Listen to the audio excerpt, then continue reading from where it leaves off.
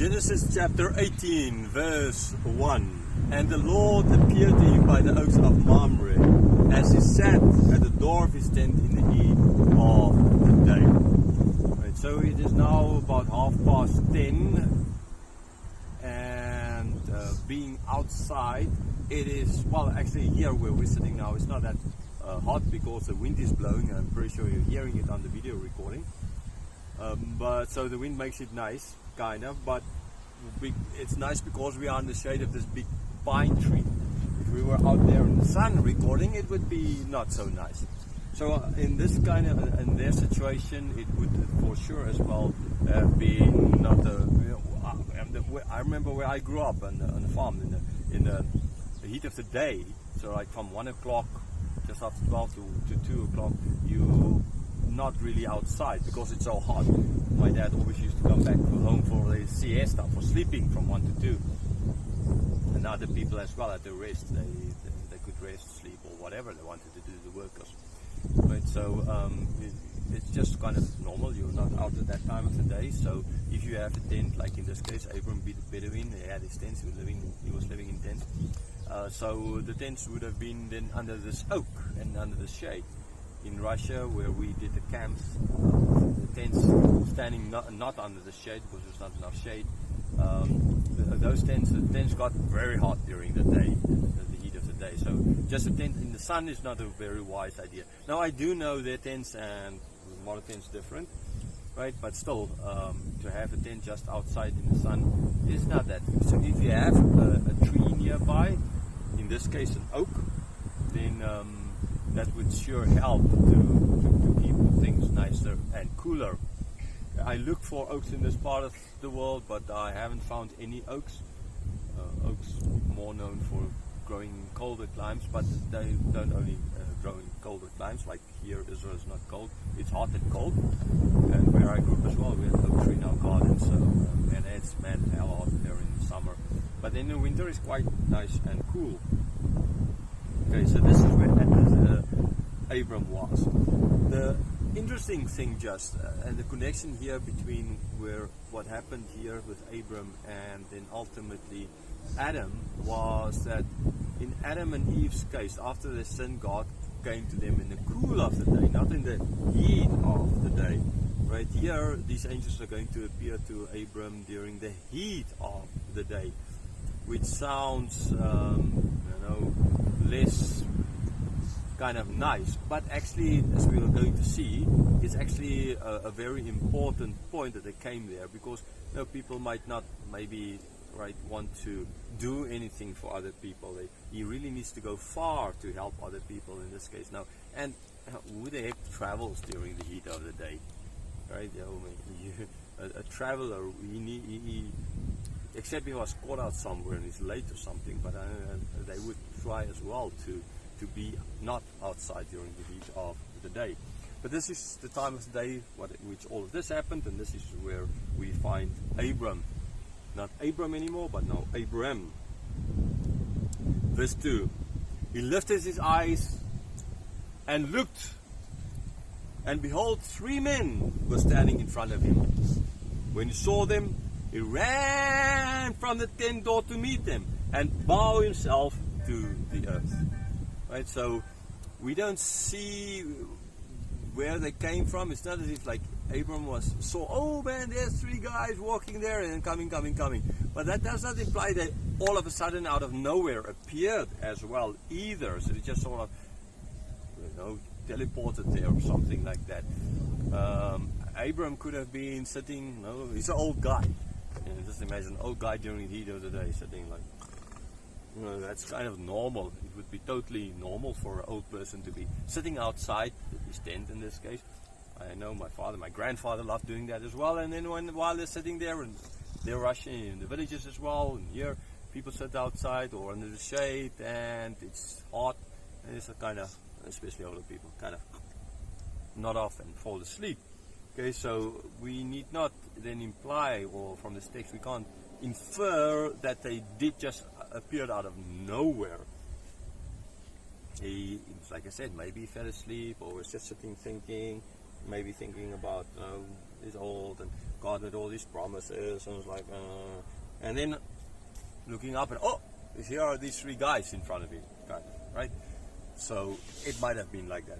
The important part is not exactly how this happened, but what is that he was sitting at his tent, and then he looked, he saw these three men. And his reaction to that is not to, I'm old, I don't want to have anything to do with guests now, I want to keep on nodding off, keep on sleeping here. No, he got up, 9 years old, and he ran to the tent door to meet them, and he bowed down to the earth. Right? Did Abram know that these are more than just guests, or was this just the normal hospitality? Now, I would go for the ideas more the normal hospitality, and it clearly puts the difference between Adam and Abram very stark, as well as between the people in Sodom in the next chapter and Abram here very stark.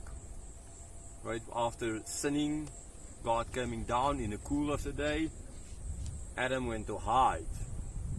Here during the heat of the day, Abram goes and runs out to meet them. The people in Sodom, when the angels comes there, we see in the next chapter, they go out there to try and rape all the guys, kind of idea, right? So it's a total different attitude. And at least Abram's attitude in this case is clearly the right attitude, this hospitality. We will see later on where it's stated that the people of Sodom, their big problem was this, actually the lack of hospitality in what they did, or in Adam hiding from God. Abram is not like that. He goes out, he bows down, even not knowing exactly who these people were at that stage. No, people traveling during the heat of the day, I mean, I don't know, would nobody travel? I mean, I guess some people might be forced to. Verse 3, and said, O Lord, if I found favor in your sight, do not pass by your servant. Okay, so his reaction here, or his words is, Lord, if I found favor in your sight. Now again, Lord can be just, this is not Lord, L-O-R-D with capitals all. In other words, this is not the covenant name, it's not Yahweh. This is more like a Lord of a, like speaking up to someone higher, right? So again, even from this, we can't really draw the conclusion that Abraham knew this is now angels from God. Again, Middle Eastern hospitality, which is very important even still today.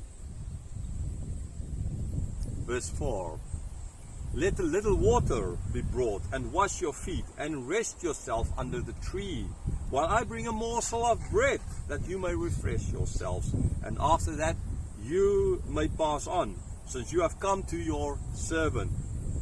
So they said, do as you have said. So what do we see Abram doing here? He's like, okay, I was just, here's a little bit of water, right? Wash your feet, rest a bit. I will go and get a few morsels of bread, and so you can refresh, and then you can go on. So he is kind of not stating, I mean, it's a little bit of water, a few morsels of bread, and then you can go, right? But just rest a bit, refresh yourself.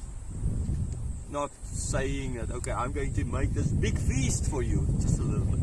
Now, again, that is kind of, I would say, normal for certain cultures. They would say, oh yes, just a little bit for you, and then they bring out a whole table full of food, kind of, right? Because they don't want to always to make things well, they want to make it sound as if this is not going to be a big problem for them. Okay, so but this is what he's saying, and then ultimately we see that it's going to be a lot. Now again, that does not imply that Abram is lying here. This is just a way of the culture, most likely his culture, right? Everybody got to expect this is what you will say, and then in the end you give a lot. So you're not enforcing, the visitor's not forcing his will. Okay, how could you say just giving a little bit of water and you're supposed to give a lot? Right? So it's like you go to a market and you bargain about the price. Everybody kind of knows the price is way too high. You need to bargain to get a better price, kind of idea, right? So like here as well. So I don't think I've read certain Bible scholars say it's like, okay, so Abram is like downplaying it and he's making this big thing. I think it's more just a cultural thing. But anyhow, ultimately how it's going to play out is that Abram is going to make a big feast, give a big feast for them. I don't think he would have most likely given this same kind of big feast to absolutely everyone, every kind of guest coming along. But then again, you know, one kind of never knows. Abram had a lot of, he was pretty rich, so I guess he could have done it for others as well. So the idea is take a little bit of that rest, and I will get everything ready for you, and then you can go on. And they said it's fine. Okay, do as you said. So Abram is then going to tell everybody to start to prepare this big meal. So again, the hospitality is ultimately a very important point. And from this example of Abram, Moses writing this down, we've informed these people here in the desert that they need to be hospitable like this as well. And God is going to make a big thing about hospitality. And then there's even a whole list of hospitality gifts, the gifts of the Spirit, which a few churches preach about, but anyhow. Verse 6. And Abram went quickly into the tent to Sarah and said, "Quick, 3 seahs of fine flour, knead it and make cakes."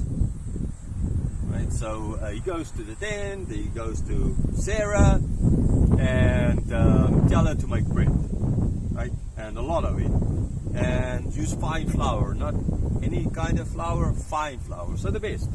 I mean, that's the idea. You give the best, not only to God, but the best to your guests, because you never know, like Jesus said, when you, by treating a stranger, you're treating him.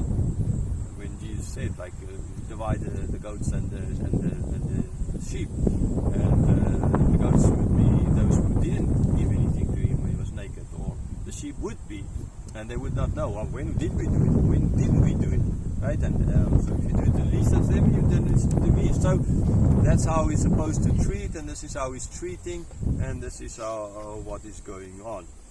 Okay, so he's giving his best, like we need to give our best to God and give our best to those who visit us. Something that is rarely seen these days, especially in Western culture. Very sad. And Muslims are a lot better at this kind of hospitality.